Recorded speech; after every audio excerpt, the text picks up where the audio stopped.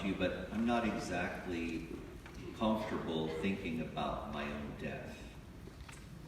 This occurred to me really when a few years ago the bishop's office sent all of the clergy, all the priests, letters asking us to make sure our funeral plans were on file in his office. So I'm looking through these forms, many of them. I'm supposed to fill them out. And they want information like, where do you want to be buried? In what church do you want your funeral mass? Do you want a rosary? Do you want a regular service, etc., etc.? Are you going to be cremated? Or are you going to have a traditional casket? They wanted to know, what do you want for your funeral mass? Music, readings? What plans have you made for your personal possessions and assets? So that was a couple of years ago. The form is on my desk still. And it's untouched for the most part. Yes, I wrote down some hymns that I like, not that they're going to do them, or chose some readings. Maybe they'll choose them, who knows. Some other, details like how long I want to lie in state. And what kind of monument I want. So, like many of us, when it comes to making plans about the end of life, I do a pretty good job procrastinating. Personally, I'd like to think that I have at least 20, 25 more years. Who knows? Just don't know. And then I'll be turning 60 this summer. Jeez. And I realize that I'm kind of on the downside of life. Sooner or later, I'm going to have to address the situation. If I don't, it will be up to the diocese to make my plans. You don't want them to do that, okay? If they had their way, they'd throw me in the ground and take my assets, probably. So let's face it, we'd rather not deal with our mortality. And that is a very human thing. When we're young and healthy, we don't even think about dying. It's not even on the horizon. In our midlife, we're busy raising families, sending your kids to school, enjoying life as it comes. But as we get older, we begin to think about the end. When our peers begin dying, when you read the obituaries and notice that these people are your age, then we're confronted with the painful truth that we too will die. Even if we have faith that there is life after death and heaven is a beautiful thing, we're not exactly eager to embrace it right away. When my mom was diagnosed with stage 4 cancer in 2013, she was 80 years old. And I think for the first time, my brothers and I thought, she's going to die. This is it. My mom had a very strong faith. But I noticed in the 10 weeks following her diagnosis, as she declined, she appeared more and more troubled about things. And one day, about 2 weeks before she died, I decided to have the conversation with her. I'd be the person to bury her, of course. So I said to her, after making some small talk, sitting by her bed, I need to know, Mom, what are you thinking about funeral plans? And really, before I could get another sentence out, she just waved me off. She dismissed me. And she said, I don't care. Just do whatever you want. And I said, well, it would be good for me to know, what are you thinking? What are you thinking in terms of your services? And again, she just simply said, I don't care. Do whatever is best. So I just left it at that, because it was clear to me that she, even at that stage, did not want to talk about the inevitable. Some days later, I came, this was about a week and a half before she passed away. Every time I'd come into the room, she would start crying. So I said, well, why are you crying? She's sobbing. And I said, are you afraid to die? Because that's so unlike her. And she said, I'm not afraid of dying, but I don't want to leave my boys. So death for her meant separation. Separation anxiety. She felt the pain, not of the cancer, but the thought of being separated from her family. And of course, we, her boys and grandchildren, felt the same way. And I think that's the most difficult aspect of dying. We will leave our loved ones behind. Now Jesus, of course, we would think had, and he did, have a very healthy view of death. He saw death as a part of life, and of course as the transition to another life. But he himself struggled with the prospect of dying. At some point in his ministry, he saw the writing on the wall. He knew that people were plotting to take his life. We know that this troubled him, and he experienced anxiety, not just about dying, but the manner of his death. Think about what happened in the Garden of Gethsemane after the Last Supper. He sweated blood. How many of us have ever done that? That tells you how anxious he was about what was going to happen to him. But even before that evening, Jesus showed sadness in the face of death. When his friend Lazarus died, you know the story, he went to Martha and Mary, Lazarus' sisters, and they said, if you had been here, our brother would not have died. And he saw people weeping. And he did say some nice spiritual things like, your brother will rise again, and I am the resurrection and the life. But the fact is, those theological statements don't really reveal what the human person is experiencing. And when Jesus saw the tomb of Lazarus, he cried openly.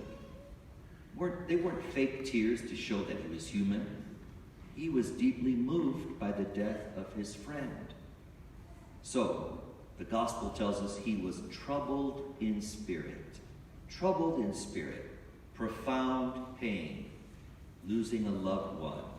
So whether it was the death of others or looking at his own coming death, the reality of it touched Jesus deeply. But he did not shy away from it.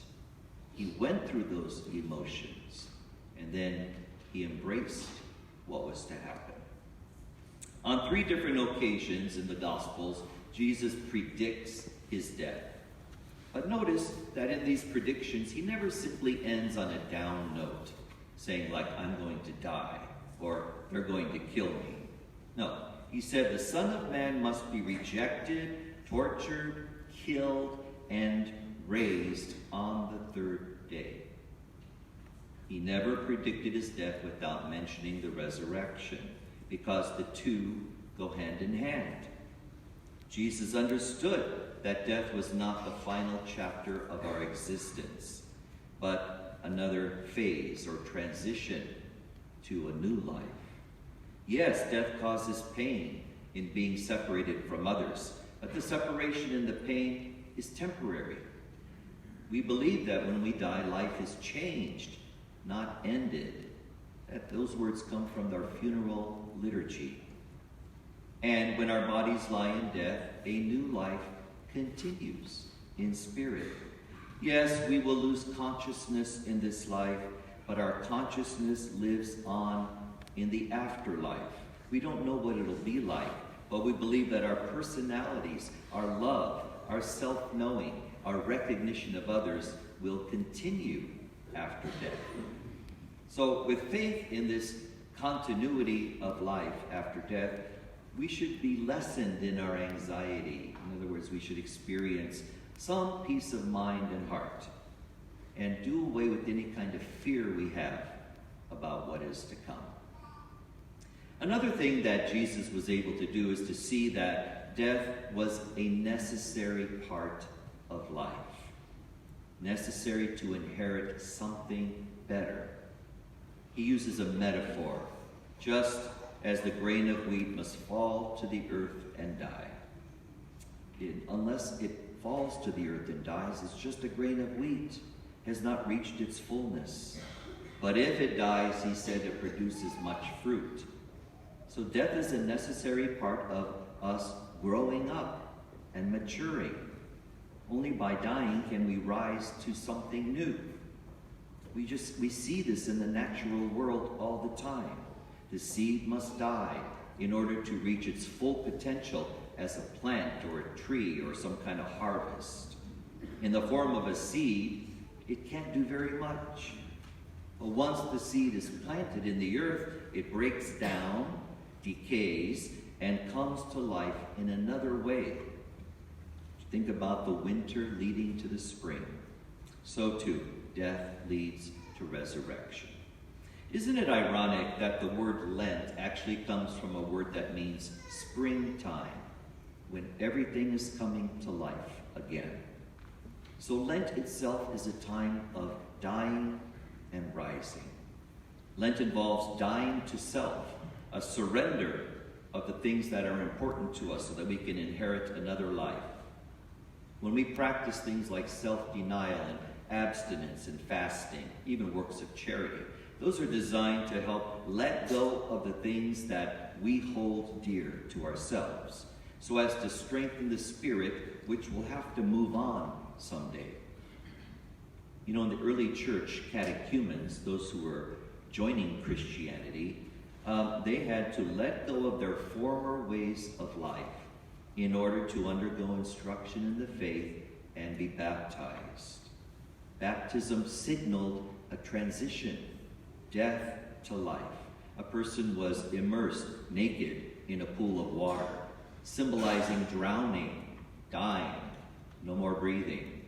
And then they were brought up out of the water, that first gasp of breath, that first breath, coming back to life, putting on a white robe, receiving a candle. This person was born again, brought to life, making the transition from the old way of life to the new way of life. You know, this whole idea of the winter becoming the spring and moving from death to new life, in baptism, for instance, it becomes real when we have to leave this life. The end of life allows us to do many things, to let go of our sins, to let go of our burdens and our struggles and our sadness, to take on the life of the resurrection. Not only that, but while the end of life does mean a separation from our loved ones who are still here, we will not be alone. When we close our eyes in this life, we open them again to see the faces of a whole new family, those who've gone before us, our parents, our grandparents, spouses, children, relatives, friends. We have to leave this earthly family for a time, of course, but we will be welcomed on the other side by those who've been waiting to greet us with open arms. Of course, the greatest joy will come when we see the face of Christ himself, the God who made us. If we really believe this and we take it to heart, if we can place our trust in these promises of Jesus, then we should not be anxious or fearful of death. You know, when you go to church on Ash Wednesday, you receive some ashes on your forehead in the sign of the cross, and you listen to the words being spoken to you. You are dust, and to dust you shall return. It's a poignant reminder of the brevity of life. With that reminder that we then move through the season of dying to ourselves, the season of letting go, so that the celebration of Easter will be all the more joyful and life-giving. All of this, Lent, Easter, the seasons of life, all of this is designed by God to prepare us for the great day when we will hear the voice of Jesus calling to us from the other side of the grave. Arise, O sleeper, inherit the kingdom I have prepared for you.